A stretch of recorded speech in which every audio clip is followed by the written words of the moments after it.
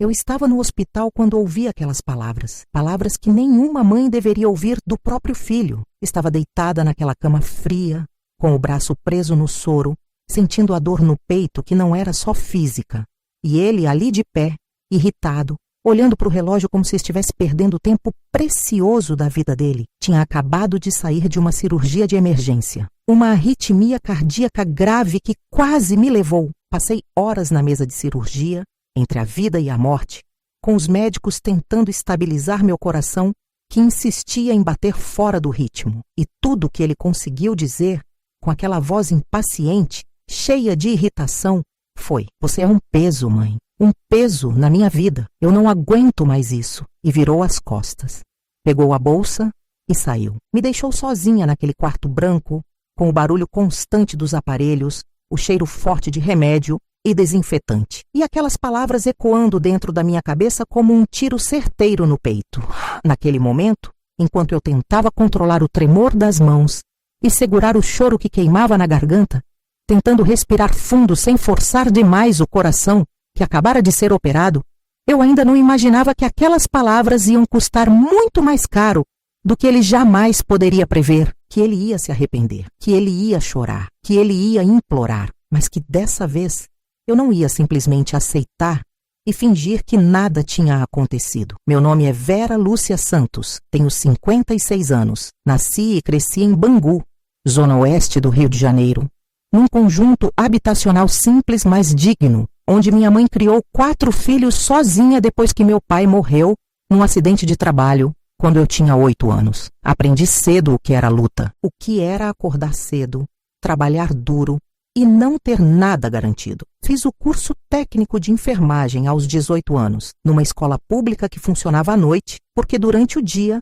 eu trabalhava como auxiliar de limpeza num consultório médico para ajudar em casa. Me formei, passei num concurso público. Comecei a trabalhar no Hospital Municipal de Bom Sucesso aos 22 anos. E foi lá que passei os próximos 32 anos da minha vida. 3 décadas acordando às 4:30 da manhã para pegar 2 ônibus e chegar no plantão das 6. 3 décadas cuidando de gente que eu nem conhecia, segurando mãos de pacientes que choravam de medo antes de uma cirurgia, limpando feridas abertas, aplicando injeções, trocando curativos, ouvindo desabafos de gente desesperada, consolando famílias que recebiam notícias ruins. 3 décadas dando o meu melhor, mesmo quando eu também estava cansada, doente, com problema em casa, porque era isso que eu sabia fazer, cuidar. E foi isso que eu fiz com meu filho, sozinha, desde que ele tinha 5 anos de idade, e o pai dele, o Rogério, me abandonou para viver com uma colega de trabalho dele,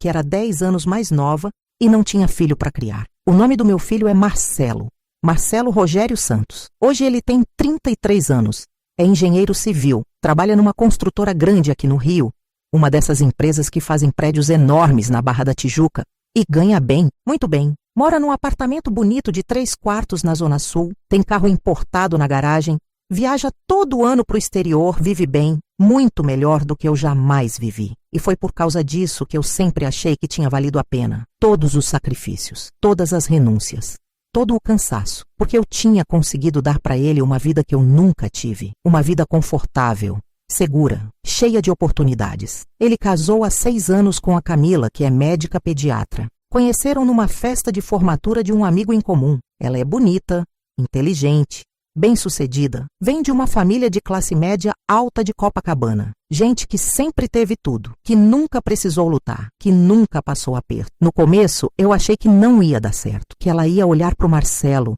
para o menino que tinha crescido em Bangu, filho de enfermeira e abandonado pelo pai, e ia achar que ele não era bom o suficiente.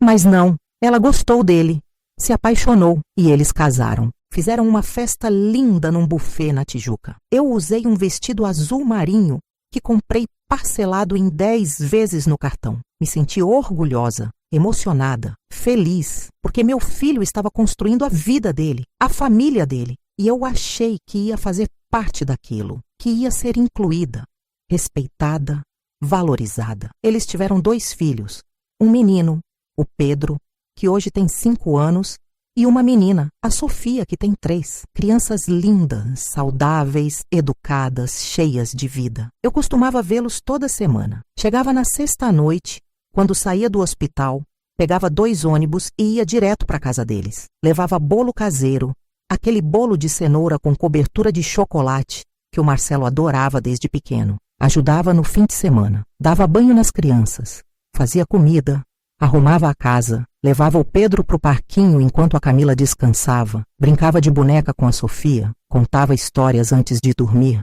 e achava que estava fazendo certo. Achava que estava sendo uma avó presente, útil, necessária. Mas a verdade, que eu demorei muito tempo para enxergar, é que eu não era vista como avó, eu era vista como empregada, como alguém que estava ali para facilitar a vida deles, para resolver problemas, para dar conta das tarefas que eles não queriam fazer. E quando eu não era útil, quando eu só queria estar presente, ser abraçada, ser incluída nas conversas, nas decisões, nas risadas, eu era ignorada, deixada de lado, tratada como invisível. Mas de uns meses para cá, desde o começo do ano passado, as coisas começaram a mudar, a esfriar, os convites começaram a ficar raros, as conversas curtas.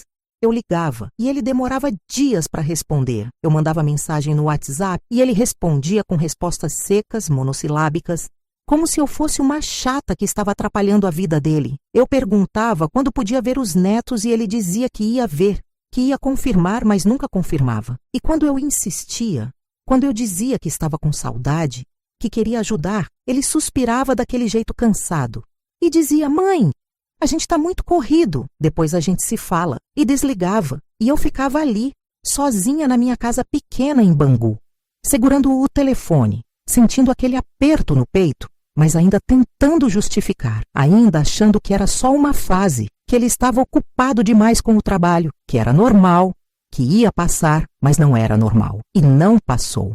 Só piorou. Teve um dia, há 4 meses, que eu entendi de onde vinha aquele gelo todo. Tinha ido almoçar na casa deles. Levei uma torta de frango, daquelas bem recheadas com azeitona e palmito, que eu sabia que o Marcelo adorava. Peguei o ônibus de manhã cedo, ainda com o sol nascendo, porque queria chegar antes do meio-dia. Toquei a campainha.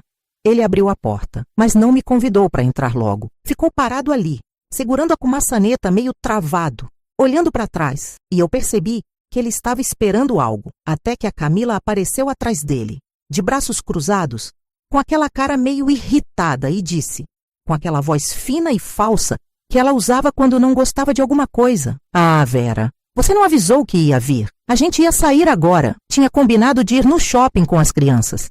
Senti o golpe, como se alguém tivesse me dado um tapa na cara na frente de todo mundo, mas fingi que não tinha entendido. Forcei um sorriso. Disse que não ia demorar, que só queria deixar a torta e dar um beijo nos netos, que nem precisava ficar. Ela forçou um sorriso também, mas era falso.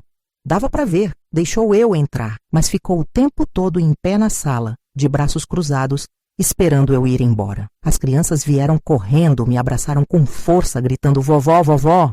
Pediram para eu ficar, disseram que queriam brincar comigo, mas ela interrompeu, firme: "Crianças, a vovó não pode ficar agora. A gente tem que sair. Vão lá dentro se arrumar." E o Marcelo, meu filho, ficou calado, olhando para o chão, mexendo no celular, como se aquilo não tivesse nada a ver com ele, como se eu fosse uma estranha, como se eu não tivesse criado aquele homem, levantado de madrugada para fazer mingau quando ele estava doente, trabalhado em 2 empregos para pagar a escola dele, costurado roupa rasgada, segurado no colo quando ele chorava, lutado por ele, por uma vida melhor, por um futuro. E agora eu era tratada assim, como um estorvo, como alguém que incomodava. Saí de lá com a torta ainda na mão, porque ela nem aceitou. Disse que já tinham almoçado, que não precisava, que não tinha espaço na geladeira. Voltei para casa de ônibus, sentindo aquela humilhação queimar no peito, olhando pela janela, vendo a cidade passar, as pessoas entrando e saindo, vivendo suas vidas, e eu ali, com 60 e poucos anos, segurando uma torta que ninguém quis, sentindo que eu não tinha valor, que eu não importava, mas ainda tentando justificar, ainda achando que talvez fosse coisa da minha cabeça, que eu estava sendo exagerada, sensível demais. Mas não era exagero, não era sensibilidade. Era a verdade nua e crua. Eu estava sendo descartada. Semanas depois, no dia do aniversário do meu neto Pedro, que completava 5 anos, eu não fui convidada. Nem soube que ia ter festa. Descobri porque a minha comadre Rosângela que trabalha com a irmã da Camila num laboratório na Tijuca, me ligou num domingo de manhã e disse: Vera, vi as fotos do aniversário do Pedro no Facebook da Camila. Que festa linda! Você curtiu? Fiquei sem ar, sem reação. Perguntei que fotos. Ela ficou em silêncio. Percebeu que eu não sabia. Tentou voltar atrás, disse que devia ter confundido, mas era tarde demais. Eu já sabia. Desliguei. Fui direto para o computador. Entrei no Facebook, fui na página da Camila. E lá estava. Dezenas de fotos. Festa grande, muita gente, balões coloridos por todo lado. Bolo decorado com tema de super-heróis. Criança correndo, pulando, rindo. Mesinha cheia de docinhos. Meu neto usando uma fantasia linda do Homem-Aranha. A Camila sorrindo. O Marcelo no meio de tudo, segurando o Pedro no colo. E eu não estava lá. Não tinha sido convidada, nem avisada. Como se eu não existisse. Como se eu não fosse a avó daquela criança. Como se eu não tivesse direito de estar presente no aniversário do meu próprio neto. Chorei. Chorei tanto que fiquei com dor de cabeça. Com os olhos inchados. Passei o domingo inteiro trancada em casa. Sem coragem de sair, sem coragem de falar com ninguém. Na segunda-feira, pela manhã, liguei para o Marcelo. Ele demorou para atender. Quando atendeu, estava claramente com pressa. Eu tentei manter a voz firme, mas estava tremendo por dentro. Perguntei por que ele não tinha me chamado para o aniversário do Pedro. Ele demorou para responder. Ficou em silêncio alguns segundos. Depois deu uma desculpa rasa. Disse que foi coisa de última hora, que esqueceram de avisar. Que a Camila tinha organizado tudo muito rápido, que foi mal. Mas eu sabia. Sabia que não tinha sido esquecimento, foi escolha. Escolha consciente de me deixar de fora, de me apagar, de fingir que eu não existia. Tentei relevar, tentei engolir aquilo como tinha engolido tanta coisa ao longo da vida. Engolido desrespeito do ex-marido, engolido cansaço no trabalho, engolido dor, humilhação, injustiça, porque era isso que mulher da minha geração aprendeu a fazer. Engolir, aceitar,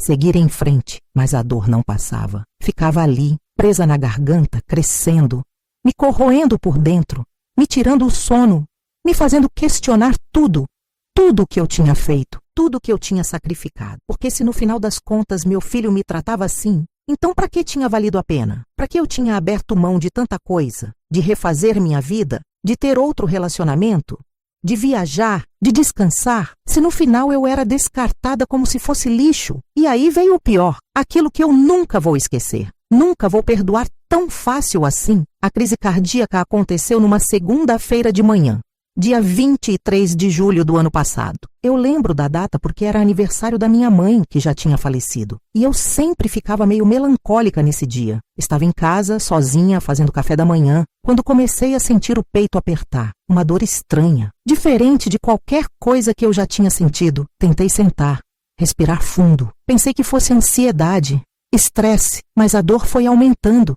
O braço esquerdo começou a formigar. A respiração começou a falhar, senti o suor frio descendo pelas costas. E foi ali que eu percebi, que eu entendi. Estava tendo um infarto. Peguei o celular com a mão tremendo. Liguei para o Marcelo. Chamada. Nada. Sem atender. Liguei de novo. Nada. Mandei mensagem no WhatsApp tentando digitar, mas mal conseguia segurar o telefone. Marcelo, pelo amor de Deus, me ajuda. Estou passando mal. Acho que é o coração. Sem resposta, sem visualização, nada. Liguei para a vizinha, a dona Conceição, uma senhora de 70 anos, viúva, que morava no apartamento ao lado. Ela veio correndo, me encontrou sentada no chão da cozinha, branca, suando, segurando o esteito. Entrou em pânico. Ligou para o SAMU. A ambulância demorou 40 minutos para chegar. 40 minutos que pareceram uma eternidade. 40 minutos em que eu achei que ia morrer ali, sozinha, no chão da minha própria casa. A dona Conceição ficou comigo o tempo todo, segurando minha mão, rezando, dizendo que ia ficar tudo bem, mas eu via o desespero no olho dela. Vi que ela também achava que eu ia morrer. Quando a ambulância chegou, os paramédicos me colocaram na maca, mediram a pressão, fizeram eletrocardiograma portátil e confirmaram: infarto agudo do miocárdio, risco altíssimo. Precisava de cirurgia de emergência. Fui levada às pressas para o Hospital Municipal de Bom Sucesso, o mesmo lugar onde eu tinha trabalhado por tantos anos. Passei por exames, cateterismo, descobriram que tinha 3 artérias entupidas. Colocaram stent, Fiquei horas na mesa de cirurgia, entre a vida e a morte, com os médicos tentando estabilizar meu coração que insistia em bater fora do ritmo. E o Marcelo? Meu filho só apareceu no final da tarde, quase 6 horas depois. Entrou no quarto com cara de cansado. De quem tinha sido incomodado? De quem estava fazendo um favor? Nem perguntou como eu estava. Não pegou na minha mão. Não me abraçou. Não disse: "Graças a Deus você está viva, mãe." Nada. Ficou ali, encostado na parede, mexendo no celular, como se estivesse esperando o momento certo de ir embora. Quando eu disse que tinha ligado para ele de manhã, que tinha mandado mensagem, que tinha precisado dele, ele deu de ombros, aquele gesto frio, desinteressado, como se aquilo não fosse importante, e falou com a voz cansada e irritada: "Eu estava em reunião, mãe. Reunião importante. Não dava para atender. Você sabe como é." Senti uma raiva subir, uma raiva que eu nunca tinha sentido antes, uma raiva que queimava, que doía, e falei, tentando não gritar, porque ainda estava fraca, ainda estava com dor. "Eu quase morri, Marcelo. Eu te liguei porque estava morrendo, e você não atendeu."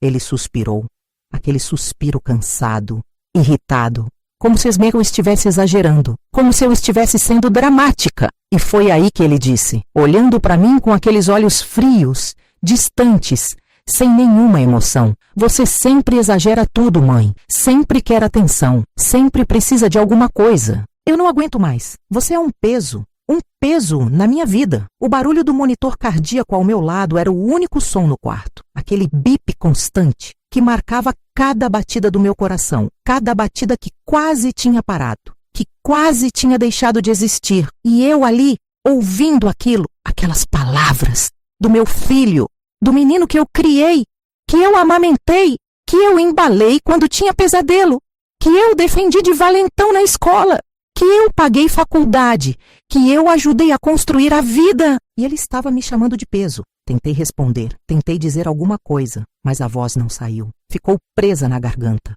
junto com o choro, com a dor, com a humilhação. Ele pegou a bolsa, olhou de novo para o relógio e disse: "Eu preciso ir, mãe. Tenho coisas para resolver. Depois eu volto." E saiu. Me deixou ali, sozinha, com aquelas palavras pregadas na minha alma como pregos enferrujados que rasgavam por dentro. Chorei. Chorei tanto que a enfermeira entrou, preocupada, achando que eu estava com dor física, e perguntou se queria analgésico. Eu disse que não, porque não era dor física. Era a dor de ser descartada, de ser tratada como se não valesse nada, como se tudo o que eu tinha feito não tivesse importância, como se meu amor fosse um fardo. E foi ali, naquele momento, deitada naquela cama de hospital, ouvindo o barulho dos aparelhos, sentindo o cheiro de remédio, olhando para o teto branco, que alguma coisa dentro de mim começou a quebrar. Não foi de uma vez, foi aos poucos, como uma rachadura que vai crescendo, se espalhando, até que a estrutura toda desmorona. Isso já aconteceu com você? Conta nos comentários. Passei 3 dias internada, 3 dias que pareceram uma eternidade. Ele não voltou, não ligou, não mandou mensagem, sumiu, como se eu não existisse. A Camila apareceu uma vez no segundo dia, no meio da tarde. Ficou 10 minutos. Disse que o Marcelo estava muito ocupado com um projeto grande na construtora, que não tinha conseguido se liberar, que ele mandava beijo. Me deu um beijo frio na testa, mecânico, sem sentimento, e foi embora. Quem ficou comigo foi a dona Conceição, minha vizinha, uma mulher de 70 anos que mal me conhecia direito, que não tinha nenhuma obrigação comigo, mas que me tratou com mais carinho do que meu próprio filho. Ela dormiu no hospital, numa cadeira desconfortável. Levou marmita, ajudou a enfermeira a me dar banho, segurou minha mão quando eu tive medo, quando acordei de madrugada assustada, achando que ia ter outra crise. Conversou comigo, me fez rir, me fez sentir que eu não estava sozinha. E quando eu recebi alta na quinta-feira à tarde, foi ela quem me levou para casa. Ela quem pegou minha bolsa, quem segurou meu braço, quem me ajudou a subir a escada do prédio, porque eu ainda estava fraca, ainda doía, ainda tinha medo de forçar demais e o coração falhar de novo. Ela quem abriu a porta do meu apartamento, quem me ajudou a deitar no sofá, quem fez comida, um caldo de galinha bem quentinho, daqueles que aquecem a alma, quem separou os remédios certinho, cada horário anotado num papelzinho, quem ficou ali, sentada comigo, conversando, me fazendo companhia, até ter certeza de que eu estava bem, de que eu não ia passar mal sozinha. Foi naqueles dias, deitada na minha cama, olhando para o teto, ouvindo o barulho da rua lá fora,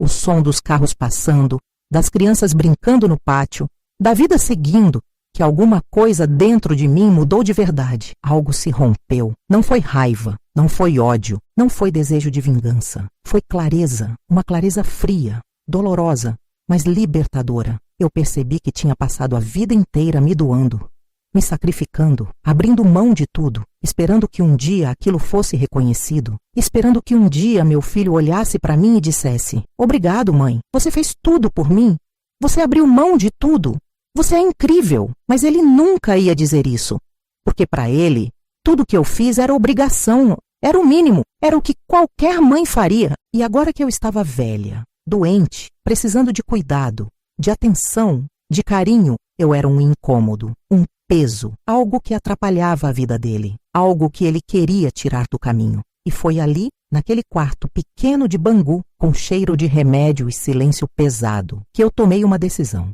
Uma decisão que eu sabia que ia doer, que ia ser difícil, mas que era necessária. Eu não ia mais esperar, não ia mais implorar, não ia mais me humilhar, não ia mais aceitar migalhas de atenção. Não ia mais fingir que estava tudo bem quando não estava. Eu ia impor um limite claro, definitivo. E se ele não soubesse respeitar, se ele não entendesse, então era melhor que ele ficasse longe, porque eu merecia mais. Eu merecia respeito, eu merecia dignidade, e eu não ia abrir mão disso. Nunca mais. Levantei da cama no quarto dia. Ainda doía, ainda estava fraca, mas algo tinha mudado na minha postura, no meu olhar, na minha voz. Peguei o celular, respirei fundo e liguei para o Marcelo.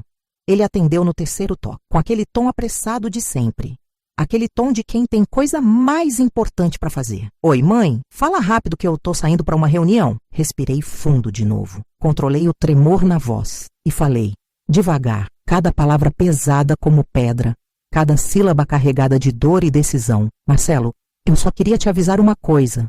Não vou mais te incomodar. Você disse que eu sou um peso e eu ouvi bem. Então, a partir de agora, você não precisa mais se preocupar comigo. Não precisa mais fingir que se importa. Não precisa mais aparecer aqui por obrigação. Pode seguir sua vida, em paz, sem o peso que eu representava." Houve um silêncio do outro lado da linha. Um silêncio longo, estranho, tenso, como se ele tivesse sido pego de surpresa, como se não esperasse aquilo. Ele começou a falar alguma coisa. A voz dele mudou. Ficou menos firme, mais hesitante. "Mãe, espera, não é bem assim. Eu não quis dizer que..." Mas eu não deixei ele terminar. Não queria ouvir. Não queria justificativa. Não queria desculpa fácil. Não queria promessa vazia. Desliguei. E bloqueei o número. Bloqueei no WhatsApp. Bloqueei no Messenger. Bloqueei no Facebook. Cortei todos os laços. Fechei todas as portas. E sabe o que eu senti? Alívio. Um alívio imenso. Como se tivesse tirado um peso gigante de cima dos ombros. Porque era isso. Ele era o peso. Não eu. O peso de tentar agradar quem não te valoriza. O peso de se humilhar por migalhas de atenção. O peso de aceitar desrespeito em nome de um amor que só existe de um lado. O peso de viver em função de alguém que nem liga se você está viva ou morta. Nos dias seguintes, eu comecei a me reorganizar. Comecei a cuidar de mim. De verdade. Não por obrigação, por escolha. Voltei a fazer fisioterapia cardíaca 3 vezes por semana, no posto de saúde perto de casa. Caminhava devagar, no meu ritmo, sem forçar, mas caminhava. Voltei a cuidar da alimentação. Parei de comer besteira. Comecei a fazer comida de verdade, com legumes, verduras, tempero caseiro. Marquei consultas que eu tinha adiado. Fui no dentista, no oftalmologista, no cardiologista. Fiz todos os exames. Tomei todos os remédios certinho. Arrumei a casa, limpei armários, doei roupas velhas, organizei gavetas, joguei fora tudo que não servia mais. E não era só roupa, era sentimento também. Mágoa, ressentimento, expectativa. Joguei tudo fora. Liguei para amigas antigas que eu tinha deixado de ver porque estava sempre correndo atrás do Marcelo, sempre disponível para ele, sempre de plantão esperando que ele precisasse de mim. A Marisa, que tinha sido minha colega de trabalho no hospital. A Ivone, que morava no mesmo prédio. A Sueli, que frequentava a mesma igreja. Todas elas tinham tentado manter contato, tinham me chamado para almoçar, para ir no cinema, para fazer caminhada no parque. Mas eu sempre dizia que não podia, que tinha que ficar disponível para o Marcelo, que de repente ele precisava de alguma coisa. E elas entendiam, mas aos poucos foram se afastando. E agora eu estava voltando para elas. E sabe o que aconteceu? Elas me receberam de braços abertos, sem julgamento, sem cobrança, com carinho, com alegria, como se eu nunca tivesse saído. Voltei a frequentar a igreja aos domingos, a Igreja Batista da Paz, ali na Avenida Brasil. Eu tinha parado de ir, porque sempre que tinha culto, eu achava que o Marcelo podia precisar de mim, podia me ligar, podia querer que eu ficasse com os netos, mas agora eu ia. Sentava no banco de madeira, cantava os hinos, ouvia a pregação, orava.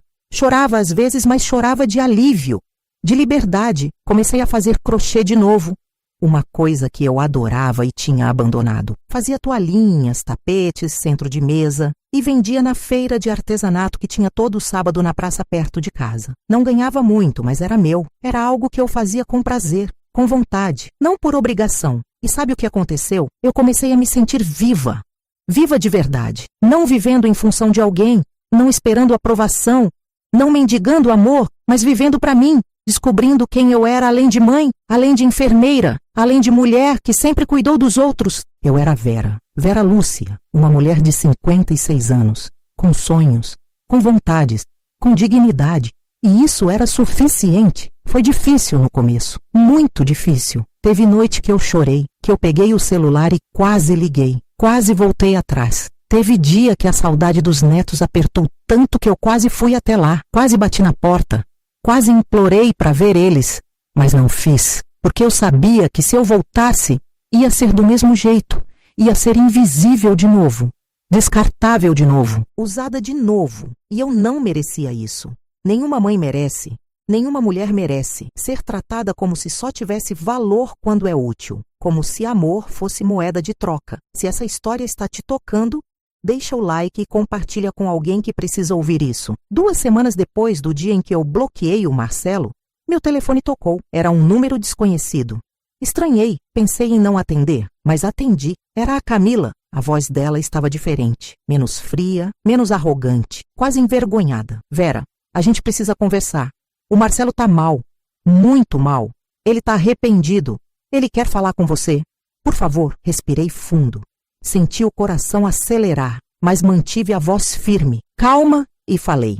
Se ele quer falar comigo, Camila, ele sabe onde eu moro, mas não vou ligar para ele, não vou correr atrás. Se ele realmente se arrependeu, se ele realmente entendeu o que fez, ele que venha. Ela ficou em silêncio, um silêncio constrangido. Depois murmurou tá bom, meio sem jeito, e desligou. Achei que ele não ia vir. Achei que ia deixar para lá, que ia seguir em frente, que ia esquecer, que ia continuar vivendo a vida dele sem mim. E parte de mim já tinha aceitado isso.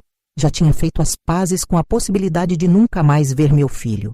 Nunca mais ver meus netos. De viver o resto da minha vida longe deles. E doía. Doía muito. Mas era melhor do que continuar sendo humilhada.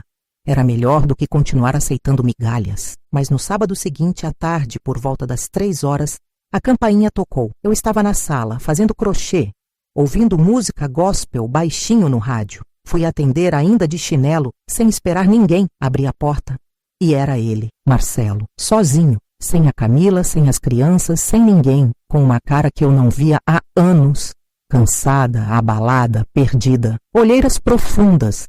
Barba por fazer, roupa amassada, como se não tivesse dormido há dias. Ficamos ali, parados nos encarando sem saber o que dizer. O corredor do prédio estava em silêncio. Só o barulho de uma televisão ligada no apartamento de baixo. Até que ele, pela primeira vez em muito tempo, abaixou a cabeça, baixou o olhar e falou, a voz tremendo, rachada. Me desculpa, mãe. Pelo amor de Deus, me desculpa. Fiquei calada, esperando. Não ia facilitar. Não ia dizer logo que estava tudo bem, porque não estava. Ele continuou, os olhos começando a amolecer, a brilhar, cheios de lágrimas. Eu fui um idiota, um filho horrível. Eu disse coisas horríveis, coisas imperdoáveis. Eu te tratei mal, te humilhei, te abandonei quando você mais precisou. E eu não tenho desculpa, não tenho justificativa. Eu só fui egoísta. Pensei só em mim, esqueci de tudo que você fez. De tudo que você abriu mão, de todos os sacrifícios. Olhei para ele, para o homem que eu tinha criado, para o menino que eu embalei quando tinha febre, que eu acordei de madrugada para dar remédio, que eu levei para o hospital quando quebrou o braço jogando bola, que eu defendi de bullying na escola, que eu ajudei a estudar para a prova, que eu segurei no colo quando eu e o pai foi embora e disse que nunca mais ia voltar, que eu prometi que ia cuidar dele, que ia fazer de tudo para ele ter uma vida melhor do que a minha. E senti algo estranho. Não era raiva, não era amor cego, era uma mistura. Dor e distância, cuidado e limite, amor e decepção. Abri a porta, deixei ele entrar. Ele entrou devagar, quase com medo. Sentou no sofá da sala.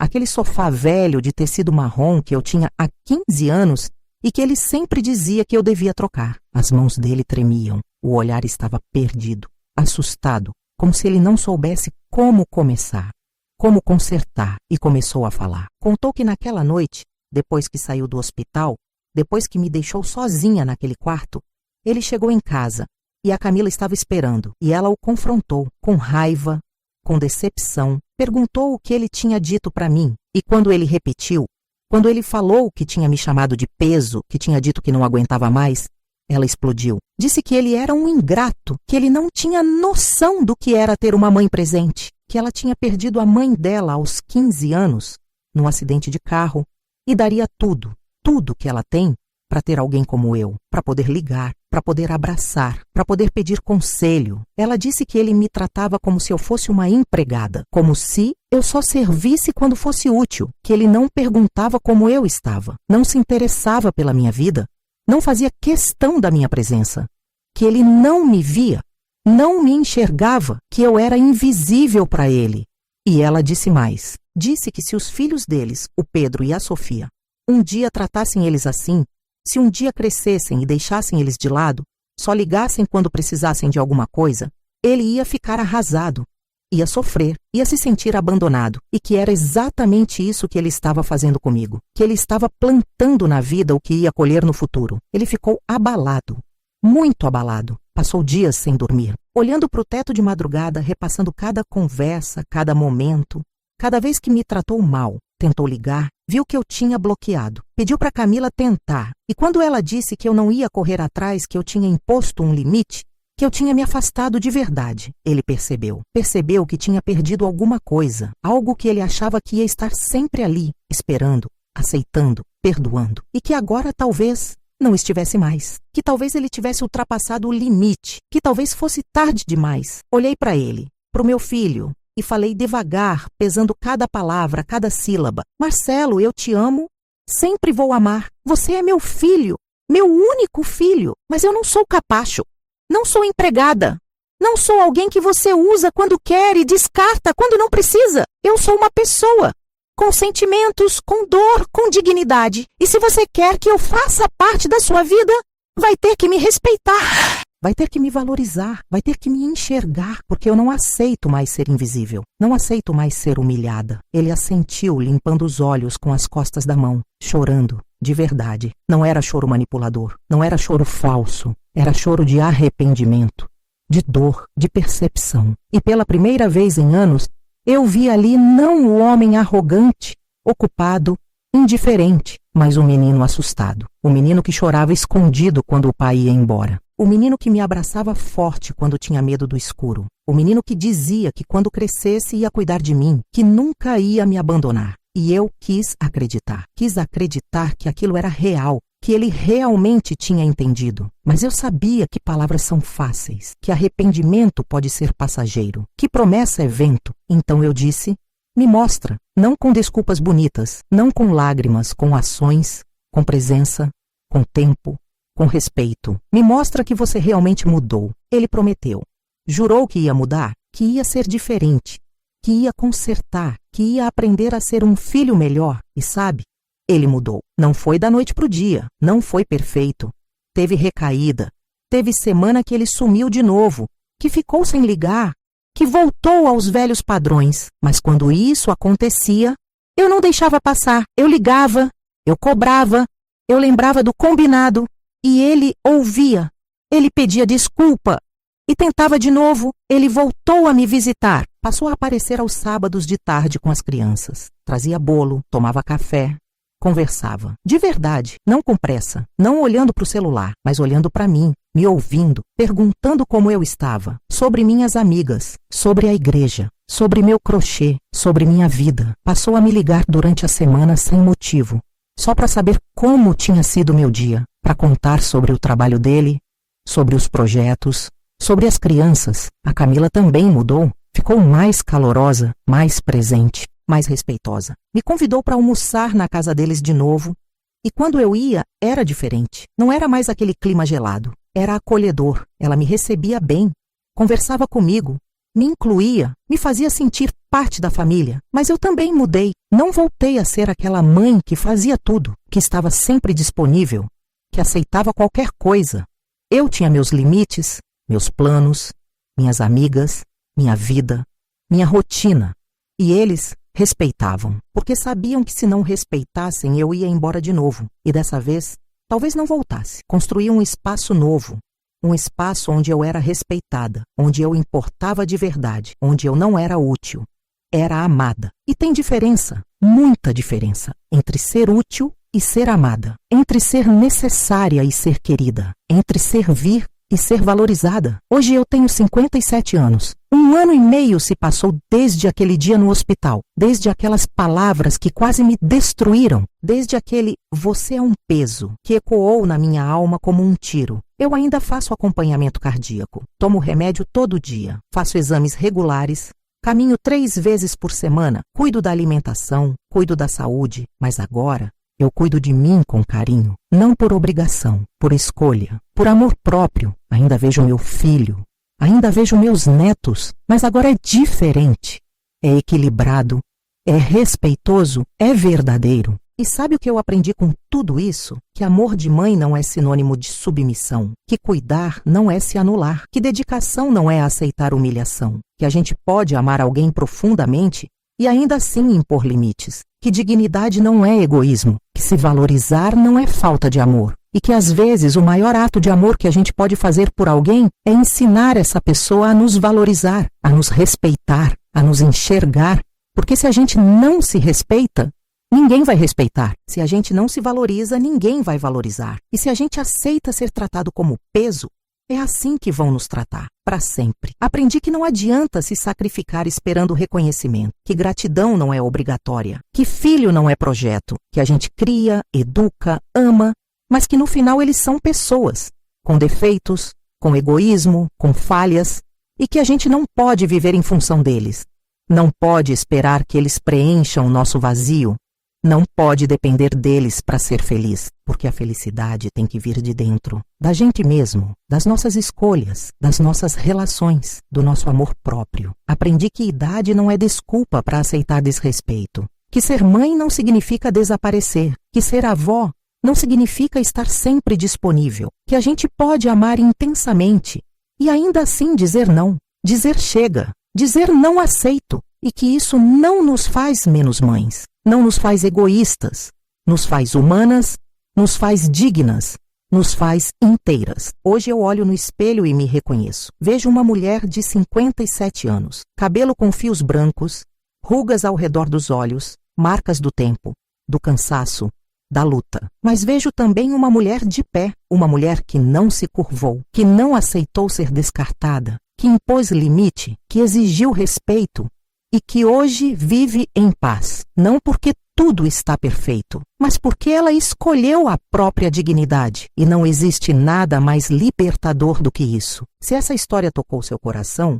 compartilhe para que mais pessoas aprendam. Comenta de que cidade você está assistindo, e se quiser mais histórias assim, se inscreve no canal e ativa o sininho. Eu não sei o que o futuro reserva. Não sei se meu filho vai manter essa mudança para sempre. Não sei se um dia ele vai voltar a me tratar com indiferença, se vai esquecer de novo, se vai me colocar de lado de novo. Mas sei de uma coisa que ficou gravada no meu peito, na minha alma, na minha essência. Eu nunca mais vou aceitar ser chamada de peso. Nunca mais vou implorar por atenção. Nunca mais vou me anular para caber na vida de alguém, porque eu entendi finalmente, depois de 50 e tantos anos, que eu importo, que eu mereço respeito, que eu tenho valor, que eu sou importante e que se as pessoas que eu amo não conseguem enxergar isso, não conseguem me valorizar, o problema não é meu, é delas.